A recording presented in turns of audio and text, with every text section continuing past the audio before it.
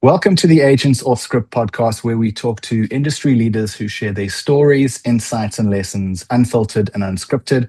I'm your host, Lawrence, and today I'm delighted to have Lucien De Voux, CEO of Palindrome Data, with us. Now, Palindrome Data is a Cape Town-based health tech analytics company working at the intersection of AI, machine learning, and global health. Their Lucedi AI platform uses existing clinic and patient data blended with alternative data sources to predict treatment interruptions, unsuppressed viral loads, and other risks in care delivery programs. Lucien, great to have you on. Absolutely. Thank you so much for having me. I've been looking forward to this all week, so excited to get into it. Amazing. Yeah, great to have you on, Lucien. Would you mind, for the sake of the listeners and the viewers, giving us a bit more context around Palindrome, what it is that you guys do, areas of operations, etc.? Absolutely. Yeah. So, the long and short of it is that we operationalize practical AI in some of the harshest environments. And so from a global development perspective, a lot of our work is in low and middle income countries, South Africa being a hotspot for HIV and HIV care. That's sort of been our bread and butter for the last few years. And so, for example, we would help a very remote, low-resource clinic make better use of their data. We started this company about 8 years ago now, and it was getting to the point where records would start being digitized, but mostly for reporting and really weren't being used for the benefit of the patient. And so Palindrome was founded on this idea that we could take the data being collected and accumulated and start building these predictive analytics using machine learning. And of course, in more recent years, we've seen a whole abundance of AI tools that we could bring to bear. Now, what that does mean is that we've got to do things that are fit for purpose and fit for these kind of really tricky working environments. And that's sort of been the beauty or passion of being able to adapt these high-tech solutions to difficult working environments. Yeah, and as the CEO, how do you define the role of AI? As you say, it's come to bear in the last couple of years. How do you define its role in shaping smarter decision-making across the healthcare systems that you work in? Yeah, great. We really want the AI to sort of be the invisible collaborator. It's going to generate and produce almost an infinite amount of intelligence and patience and compassion, actually, to some degree, is what we're seeing. And so if we have all of these technologies operating in the background that allows a healthcare worker who's typically overwhelmed, overburdened, suffers from decision fatigue, compassion fatigue, the kind of statistics are really concerning. The mental health and the depression amongst frontline healthcare workers is really concerning. And so if we can sort of take away a lot of the things that's bogging them down and taking up their time, the admin, the all the biz work, and really allow focus on the job, and they got into this work in the first place, is to be able to have that human connection with their patient, then the AI is kind of doing its job. So we really believe having it augment the capacity of these healthcare workers and really be there, not to overuse the co-pilot phrase, but their kind of partner in delivering better personalized healthcare. And when you talk about providing better decision-making ability, what does that actually mean? Oh my gosh. If there's organizations who love to produce policies and guidelines and user manuals, it's ministries of health. And there are these 300, 400, 500-page documents on how to address certain problems and what to do in certain sort of use cases. And of course, they intersect.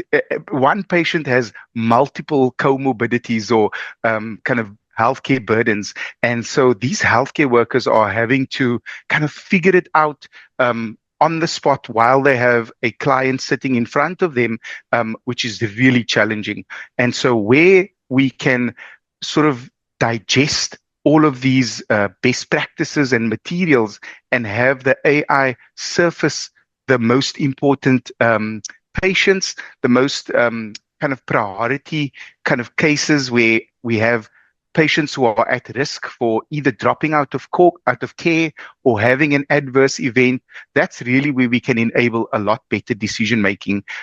If you think about the long list of patients and the long queues outside these clinics, if we can triage quite appropriately, because our research actually shows that, the majority of patients are going to have good health seeking behavior. They're going to be able to, get their meds and look after themselves and return when it's appropriate. But it's obviously being able to differentiate those patients from the ones who are going to have a bit of a wobble and struggle to come back and maintain their treatment. And so just being able to identify which patients need a little bit more intensive care, which patients might need a more broader spectrum of a healthcare package, that really allows those healthcare workers to find the right time and the appropriate amount of interventions for them. So that's an area that, better intelligence and better decision making can really unlock quite a lot of value for those patients. And for the low risk patients, you actually kind of decongesting the clinic, and you having them have a very expedited experience through their healthcare journey. Sure, that makes absolute sense. So providing the better intelligence, providing the better decision making through the use of AI assumes a level of, as you said, digital data. And I'd imagine in some of the countries or markets that you operate in, that level is just not there yet. Maybe there's some efforts to get there, but it's maybe sort of dragging its feet slightly. Would you say that's accurate? Oh my gosh. It's been a long, hard-fought journey. And certainly in some areas, we are still majority paper-based. Now, I'll say a couple things on this. In our early days, we actually really needed to focus on meeting healthcare workers and clinics where they are. So we were able to, again, take a bunch of digitized data, train these machine learning models, and then actually distill that to a paper-based solution. So we produced a paper-based scorecard that was able to be used in these very remote rural facilities, and that was actually kind of meeting a need. Now, we quickly recognized that had additional kind of workload challenges, but the idea was right, to be able to, again, making these very sophisticated technologies fit for purpose and fit for the environments. And then on the other side, we have a project that's currently ongoing in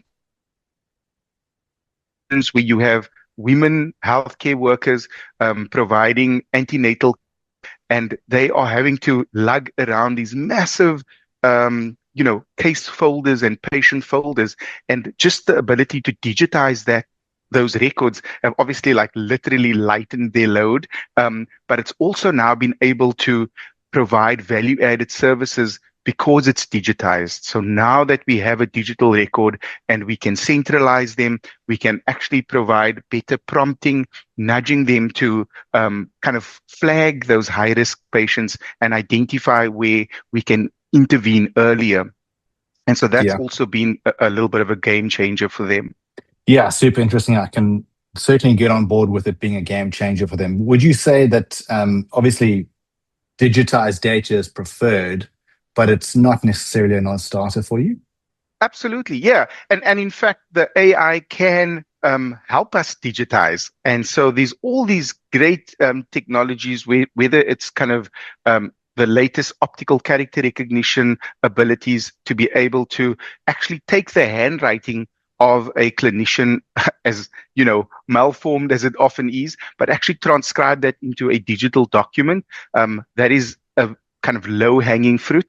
And then I think where it's most likely to go are these voice to text capabilities, that a consultation no longer needs a scribe, but it's actually being digitally scribed using very proficient AI and in a language of preference.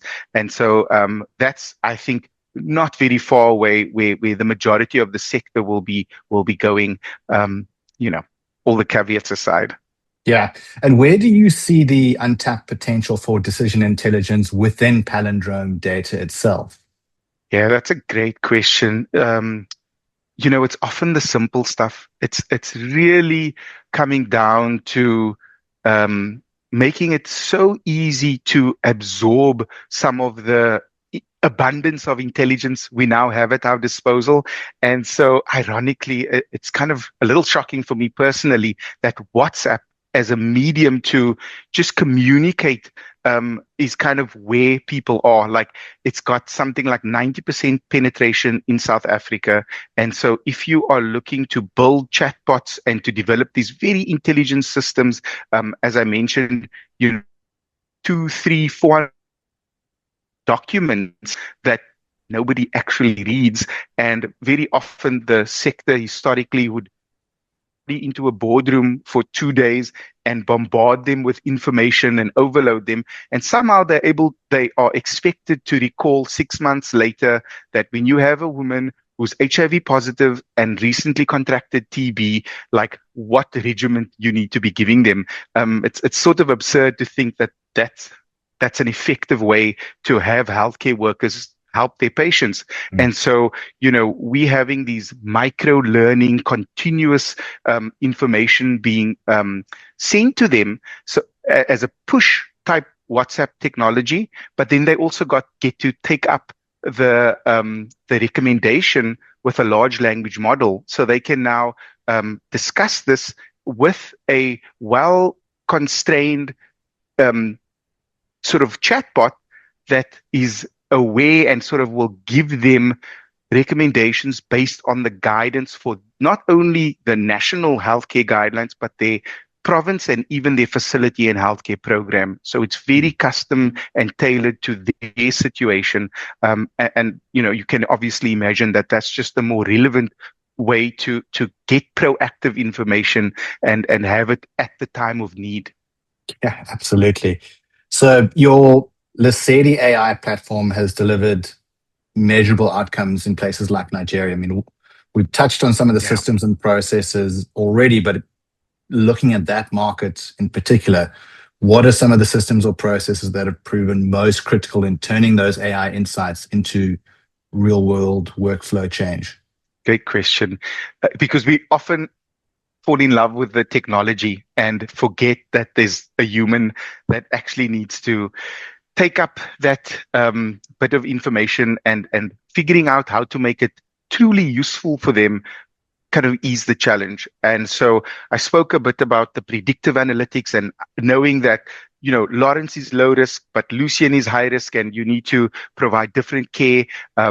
Understanding the humans, so doing quite a bit of patient profiling, that got us some part of the way. But it really actually came down to these little nudges where it turns out, because of just how many clients they have and how many decisions they are having to make, they want a bit more prescriptive kind of recommendation on how to treat their patients. So for Lucien, the application, it's a mobile app, will actually go ahead and filter out the interventions that are most appropriate for a high-risk patient of this profile.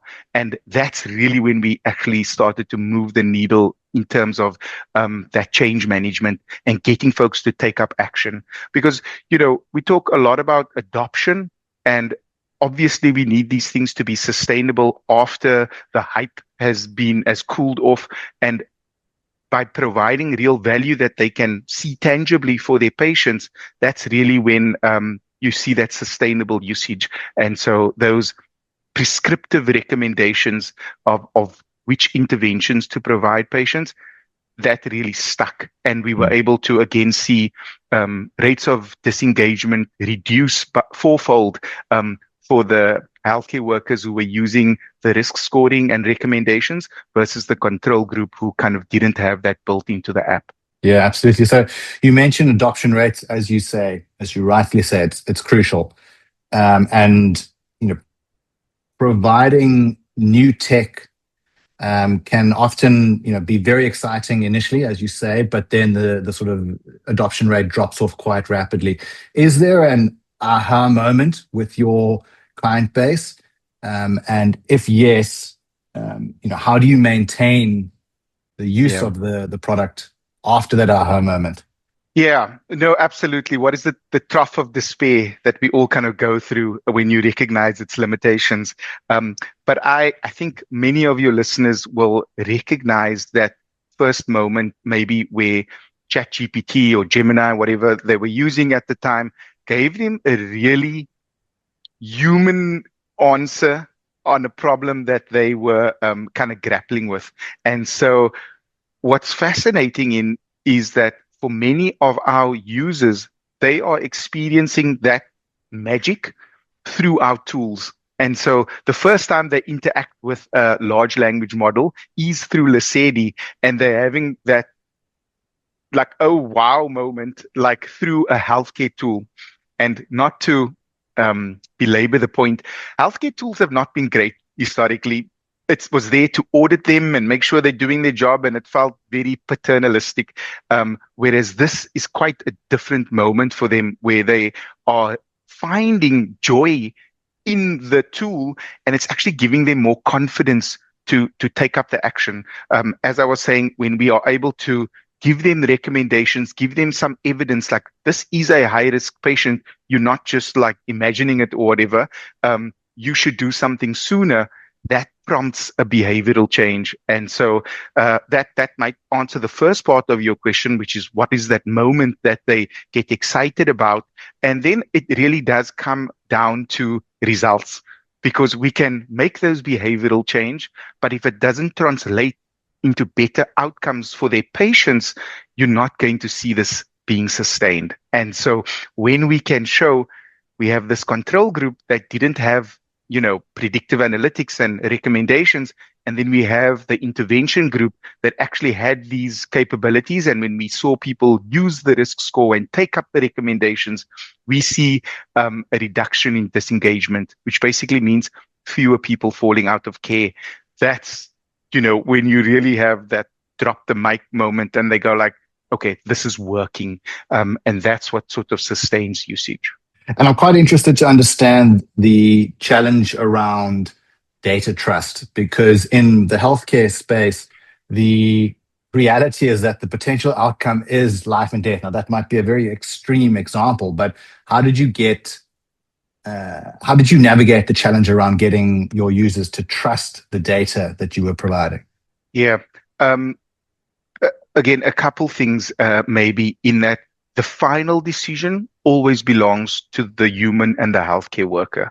And what we built into the system was a feedback mechanism. So a loop that when a risk score is produced, they have to agree or disagree. And I think the rates are like 95% of them agree. But for that 5% of disagreement, that's actually quite interesting. And what we see there is that the data being used to make that prediction just isn't in the app. It's, I know this patient's actually going to a funeral in a neighboring province, and they are going to be unavailable to fetch their medication. So I'm going to give them, 3 months worth of meds or whatever.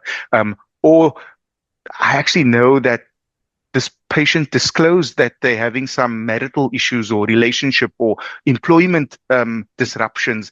And so that can immediately be acted on. So those are the cases where, even though the machine learning is picking up a pattern of historic behavior, there's just a human component to it. And so we're always making sure that they can act on that and they have the freedom to override the recommendation.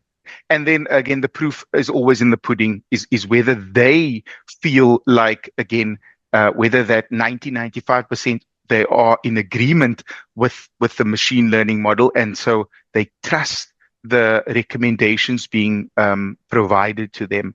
But yeah, it's definitely not free. And it takes a lot of our thought and energy to kind of build systems that are trustworthy. I think trust in AI is going to be an increasingly important part, which is why having constrained large language models that can reference guidelines and actually tell them things that are in documents that serve their program is really going to allow for that. And I'd imagine that feedback loop is super valuable for the long-term viability of the product, because the 5 to 10% that disagree with the suggestion, that gets fed back into the system and just provides more robust guardrails, making the future output that much more accurate. Absolutely, 100%. But those metrics of agreement actually also signal something. If that 5% goes to 10, that goes to 15, we can also pick up that, something is changing in the way healthcare workers are perceiving either the model or their patients, and those things have become incongruent. Lucien, how have you approached integration with existing EMRs or national health data systems? Yeah, slowly and carefully. So it's different. It varies country by country.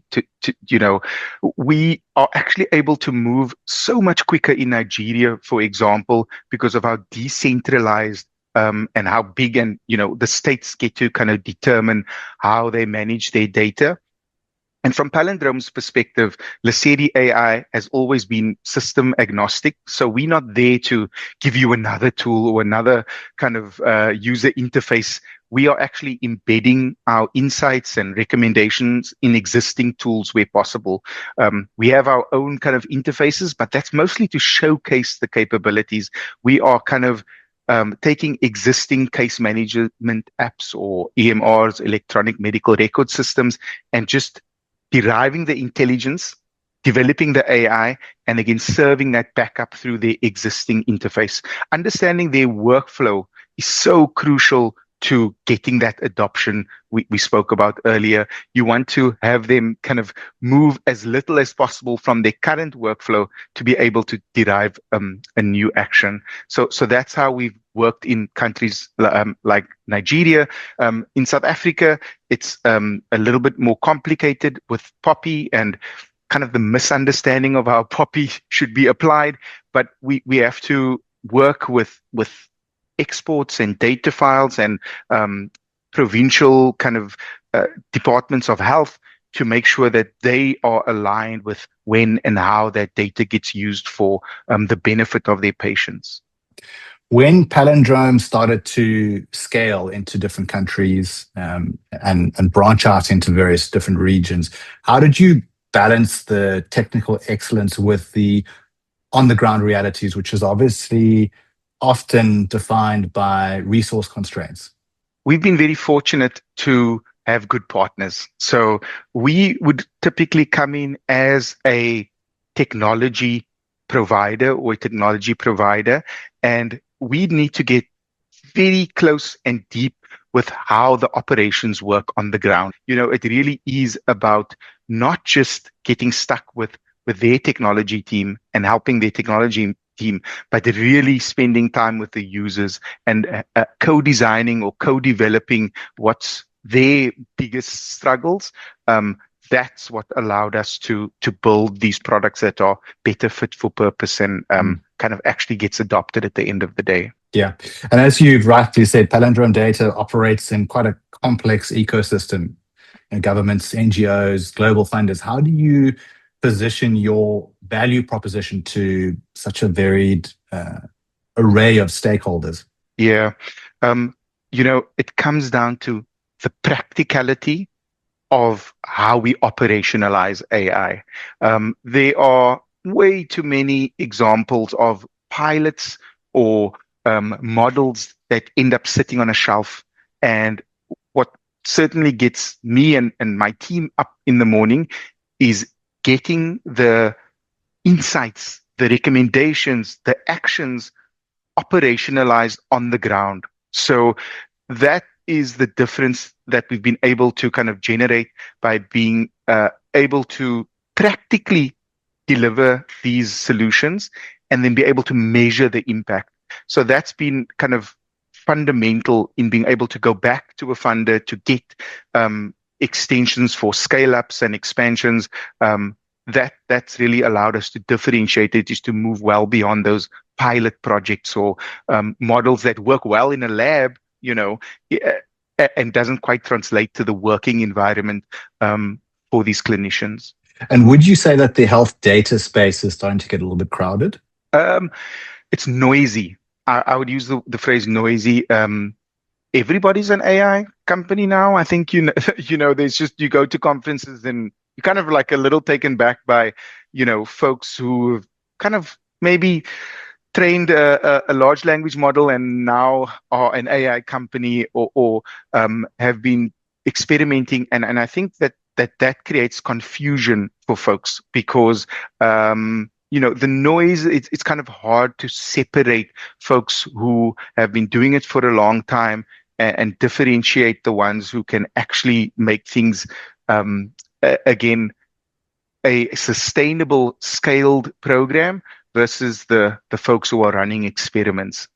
So in that way, it's definitely noisy. I don't think that it's unusual to have a crowded space for an innovation that's this exciting and this new. Like, AI is still, a freshman, and we'll see a lot more companies being formed before we see this consolidation in the market. So I think that's quite normal to have new and interesting players doing fun things, and eventually we get to that cycle where folks do consolidate and are having to kind of maybe partner more or collaborate to develop more coherent solutions. I was having quite an interesting conversation yesterday, actually, with an operator who's in the automation space, but is constantly having prospects reach out to her inquiring about AI. So they're assuming that AI and automation are one and the same. And Yep. I think what you've just said as well, sort of, it's clearly from a place of ignorance. People just assume that they are, exactly the same thing. But I think they fundamentally come from very sort of different sources, maybe achieve a similar outcome, but there is a very clear separation that needs to be established. And if you are an automation company, you are riding this AI wave. Like, there's just no way you're not putting that in your branding and your marketing. So, again, it's quite confusing and noisy for buyers and users. The one thing that I do believe is that if we kind of stop at efficiency and AI automation, we've really missed the point here. It is about unlocking new capabilities. And the anecdote that maybe I'll use is, in the early days, folks were doing very retroactive kind of adjustments when someone drops out of care, when they have an adverse event. It was sort of after the fact. When we introduced these predictive analytics and were now able to anticipate some future event, folks still resorted to the same age-old interventions they were doing when they were operating retroactively. So it was still tracking and tracing or sending SMSs, and that just misses the whole point of the benefits and the gains from AI, which is unlocking new capabilities. You can now deal with that patient while they're sitting in front of you and just open them up to a whole range of new types of interventions. And so that's really why we think we have to be careful, again, about confusing automation and efficiency gains, which will come with the true value of unlocking new capabilities through AI. Mm-hmm. So we obviously discussed AI as a market shift, but are there any other market shifts that you think will redefine the field in the next few years? Not to get too distracted by some of the changes in USAID and PEPFAR funding. For those who aren't familiar, there's been this massive contraction and reduction in funding from US government kind of organizations, and that's been to the sector as a whole. But what it actually does us to do is to position AI and some of the technologies that we're bringing to bear to help make up for those losses. So folks are a lot more receptive to be able to kind of gain those new capabilities whenever there's a disruption in the market. I think, what's the phrase, never waste a crisis. And we kind of in public health are in crisis mode because of the reduced funding. And this, it'll be a little bit tragic actually if we just go back to the way things were, because to some degrees it wasn't working well back then, even with all the money flowing in. So reimagining of what public health could be with better integrated services. And what I mean by that is you are not an HIV patient or a TB patient or a primary health patient, but you are a human and we treat you holistically with all these kind of combination of factors like what's happening with your job and your financial situation and your nutrition, and just machine learning, but let's call it AI, has the ability to just take all that information and really understand a Lucien or a Lawrence and be able to really personalize their delivery of care, even if it's simple things like down to what time of the day patients want to visit. Again, one of my favorite examples is that we picked up very quickly that payday is an important factor for some people coming into the clinic. And for some folks, it's an enabler. They have a financial barrier. So when they get paid, they're much more likely to show up that next day or that week when they have some money in their pockets. Let's exaggerate that and call them elderly female women, Then there's another group of people that when they get money in their pocket, they're not showing up at the clinic. They've got other things to do with that finances. And so they have a reduced likelihood of coming into the clinic. And that's just, again, a simple way where we're able to profile and identify those younger men who prefer to do something else with their time when they have money, as opposed to, a more health-seeking elder female when they have payday. I certainly like the notion of the mindset change from being a patient to being a human and treating the human more holistically. But you kind of feel like maybe that's an uphill battle, the sort of mind shift change, because the healthcare industry is so strongly dominated by the pharmaceuticals who want you to be seen as patients so that you can be prescribed and then be on your way. I mean, do you think that has an impact? I mean, it's such a big influence. And we, again, have this opportunity to rethink some of that. So if we just go back to the old way of doing things, that would be quite disappointing. But reimagining the ability to have value-based care and actually have facilities being measured on the better outcomes for their patients, as opposed to just how many patients they have in care. I mean, that was literally one of the indicators and the metrics that they got either rewarded or kind of punished for, was just how many people they have in care. And so if you think about that, I've had conversations with healthcare workers where they're saying, well, we don't want those patients to go to another facility. So we constrain them to kind of this environment because we lose the points or the numbers when they transfer out. And, it's just simple stuff like that where we just incentivizing the wrong thing. And no amount of AI is going to solve that for you. But what the AI can do is sort of identify those opportunities and really help them personalize and measure that value-based care. Mm-hmm. So, Lucien, if we take a step back and we look at Palindrome Data sort of as a company holistically, what's working well within the company right now? What I'd say is, given the really difficult year the sector has had, where all of our partners have certainly shrunk, everything's become leaner, everything's become more thoughtful and deliberate. I think that type of attitude has kind of unlocked some productivity gains for us, certainly. And in fact, I'll share the fact that we are running an October challenge. It's coming to an end soon. But I had all of our employees write down the 3 things that are taking up the majority of their time. And it could be simple things like replying to emails or meetings or what have you.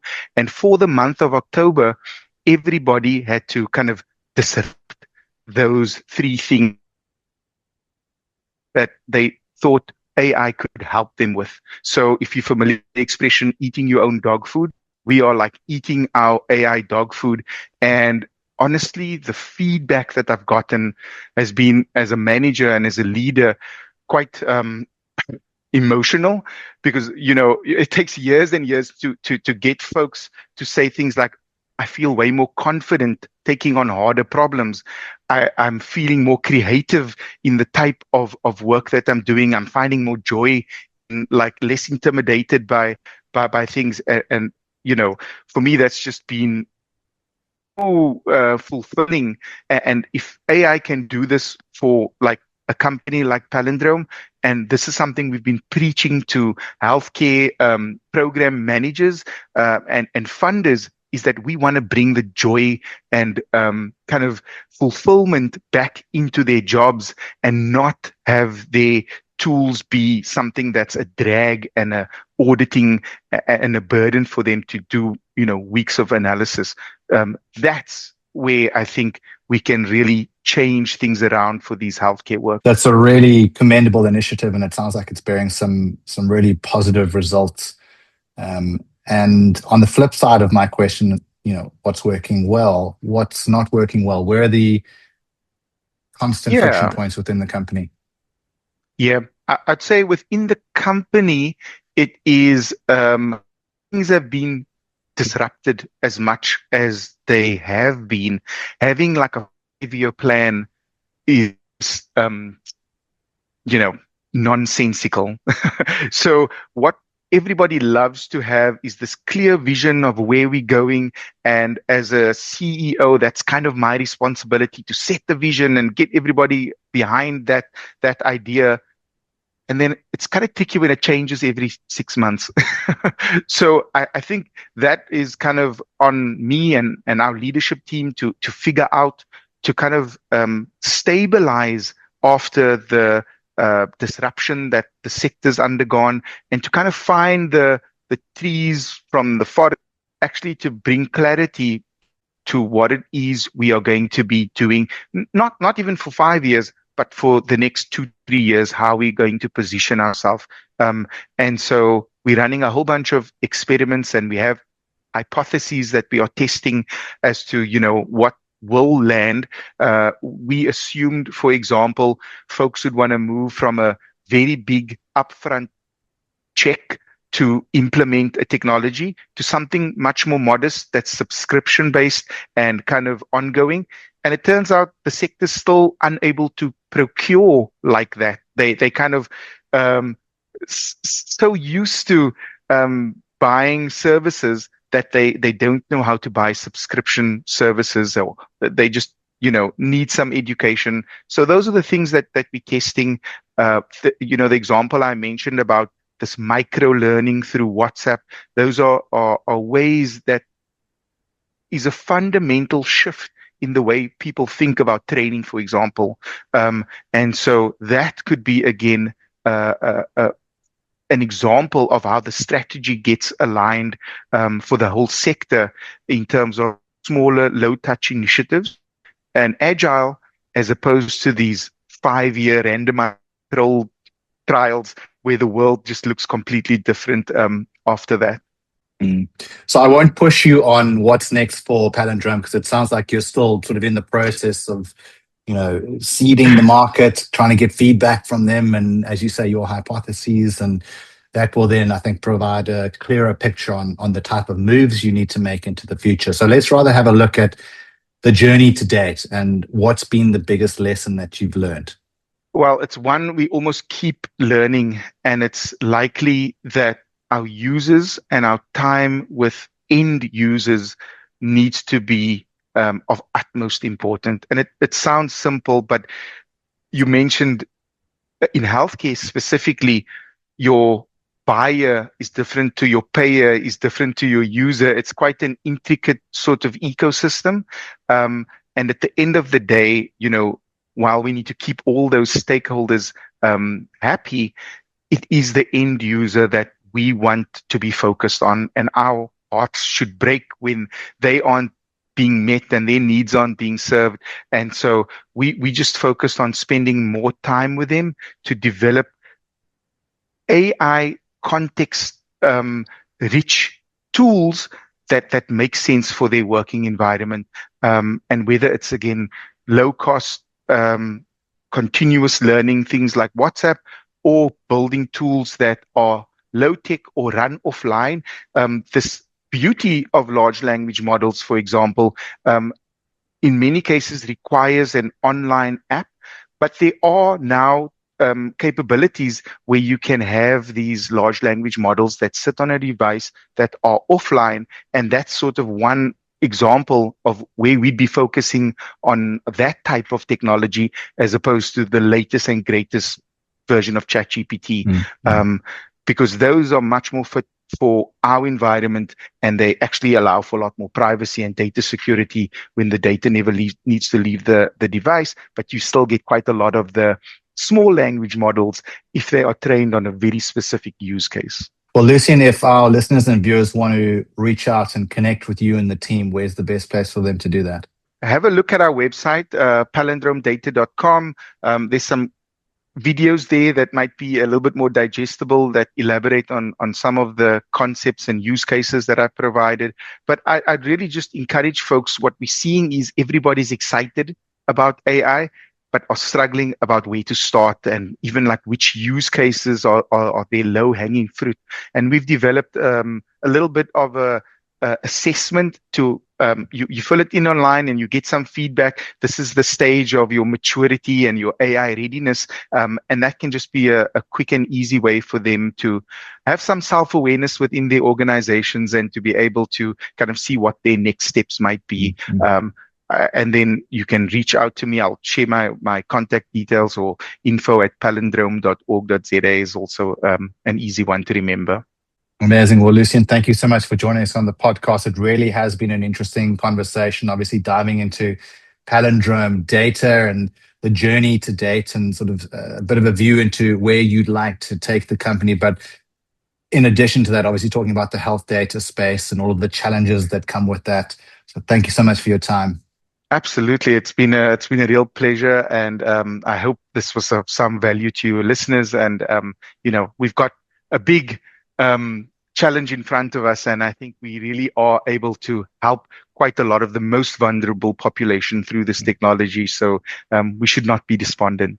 That's it for today's episode of the Aegance Offscript Podcast. If this conversation sparked something, a thought, a question, or a new way of seeing your own business, like the video, subscribe to the channel, and leave a comment down below. We'll catch you on the next one. Cheers.